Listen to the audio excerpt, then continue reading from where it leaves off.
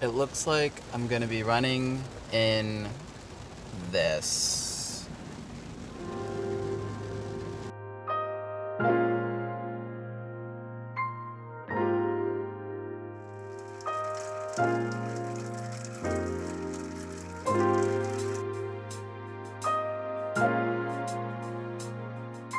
Hi everyone, Caffeine Fox here, and I just got back from my run. Before I start any video, I like to kind of get a bit of a run going because it just helps get those creative juices going. God, I'm so wet. Okay, now that I'm back in my suit, I feel like I can finally get on with the video. So it's a super rainy day right now, and I just gotta get this video out there. It's been in my Twitter suggestions for a while now, and I need to make this video. A huge thank you to Niblet on Twitter for coming up with this idea. I really wanted to cover it, and here you go. Whenever I think of the word bond, I think of a chemical reaction where different molecules of furry goodness are connected to each other. Now with any group, the fandom included, you're going to want to invest a lot of time in it, especially down the line. And that is amazing and great. However, as with anything, those bonds can kind of weaken depending on the upkeep that you give to it. Now, if you're like me, you want to keep your interest in something strong. Even if it's just a hobby, you don't want to lose all those connections you've made and just kind of throw it off to the side. If you're like me, the fandom's become a really huge, integral part of your life. And to see it all just disappear over weeks or even months is just heartbreaking. There's nothing wrong with kind of going your own way, and you know, if the fandom's not for you, that's great. People naturally move away from things over time. There's no shame in just going into a different hobby or interest. But that's not what this video is for. This video is how to keep your bonds strong with the fandom. So get your bonds ready because they're about to be bonded. That was so stupid. One of the first things I do, or tell people whenever they're asking about how to keep their interest strong in something, is just to continually post on social media and interact with different people. I typically open up Twitter daily to check on what's going on with the fandom, so if any huge news drops, I'm always in the know about it. Now, Twitter can be an interesting place as well. You gotta be careful about that. Twitter might actually end up making your bond with the fandom not as strong. So as long as you're able to stay away from some of the toxicity out there and focus on the positivity, Twitter is a gold mine for just the comings and goings of the fandom. So every morning after I get my run done, I will typically drink a cup of coffee and browse Twitter and just see what's going on. Interacting with different people on that platform is an excellent way to stay involved. This also applies to Furry Amino, Fur Affinity, Telegram. There's all sorts of different apps out there. Heck, even Snapchat.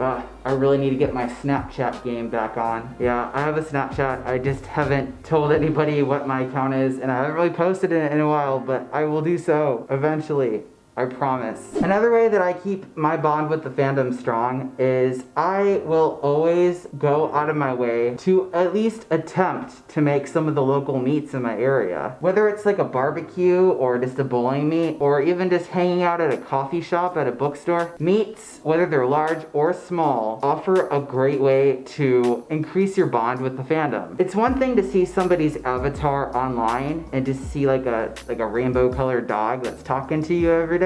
And it's another to actually see that person in person and say hi. Just catch up on life. Nothing really comes close to actual human interaction. So I make every effort I can to go out and say hi to people.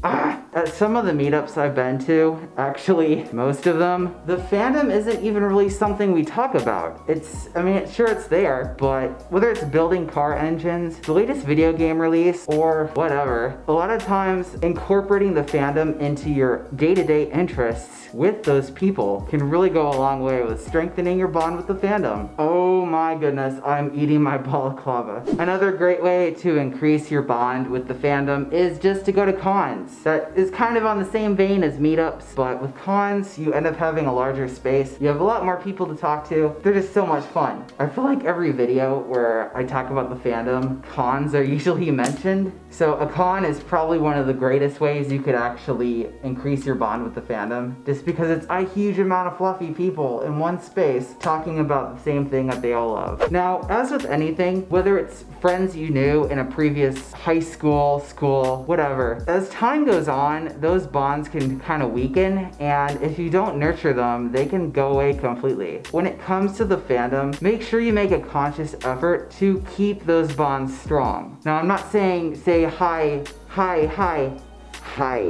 how's it going every 20 minutes to somebody, because that could just be annoying at some point. I recommend trying to at least say hello about once a week, and if somebody's busy and they don't respond right away, it's not because they don't want to talk to you most of the time. They're probably just busy. With that in mind, try to make an effort to at least, say hi to somebody at least once a week, spread some positivity, and that will help increase your connection with the fandom. The moment you start forgetting about your friends and moving on to something else, they'll start to forget about you too. Time is actually an enemy in this case. You're gonna end up losing those friendships and connections, and you end up just becoming acquaintances at that point. And the fandom is people at the end of the day. It's people. Despite all the animals that we dress up as, it's still people. So if you're not able to harness those friendships into something and keep it going, people don't really have a lot of patience for that, and it'll just go off into the wayside. We all live super busy lives. Our brains only have so much capacity to think about something, and if it's something that's not mentioned that often, or that you think about, like a friend that hasn't talked to you in like ages, it can kind of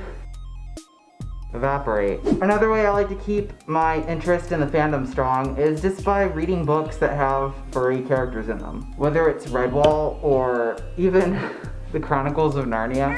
Not only is it fun and awesome, but I just love it because I'm able to still kind of keep my focus, my laser focus in on it. Go and read a book, a furry book. I highly recommend the Redwall series. That book was probably what got me into the fandom a long time ago. Low key.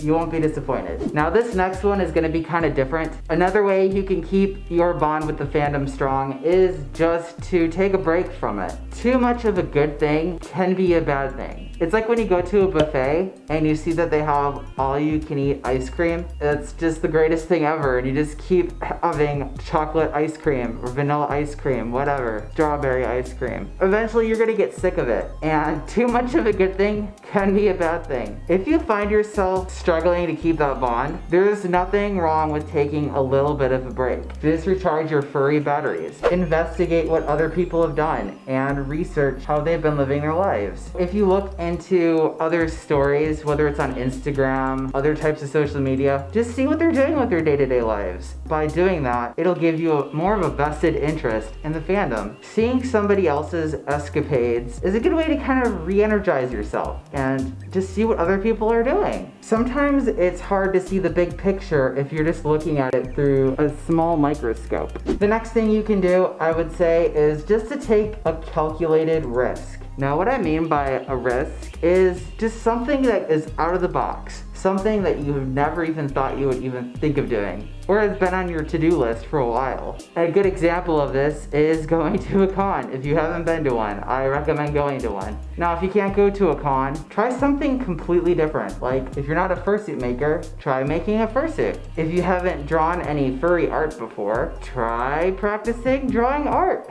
By taking that leap and doing something that you had not done before or focused a lot of your efforts into, it can help rekindle your interest in the fandom and keep the bond strong. And the last one is just to imagine your life without that hobby. It's really easy to kind of get lost in your thoughts and just take the fandom for granted. But if you take a moment to think to yourself where you would be if you didn't discover the fandom, would you be any happier than you are now? That's kind of an open-ended question, so I'm gonna end this on that. Thank you everybody for watching today's video. I hope these tips helped you rekindle some interest in the fandom. Even if you're not losing interest, if it does happen at some point, hopefully these tips will help keep your interest strong, like me.